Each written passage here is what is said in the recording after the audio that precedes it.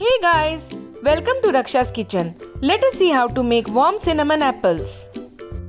Here are the ingredients. We need some apples, brown sugar, cinnamon powder, salt and butter. That's it. We just need 4 ingredients to make this simple apple dessert. Heat a pan and add butter. Let the butter get melted.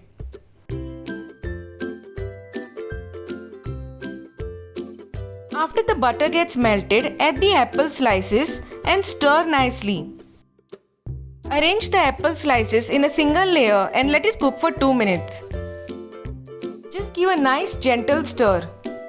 Now add brown sugar, cinnamon powder and little salt. Stir gently, ensuring that all the apple slices are nicely covered by the cinnamon and brown sugar mixture.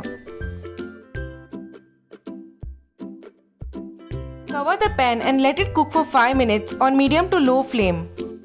So good, simple and delicious warm cinnamon apples are ready. Serve it as a topping on any dessert like ice creams or waffles or crepes, or you can have it as it is. Please do like, comment and subscribe to Raksha's Kitchen. Thanks for watching.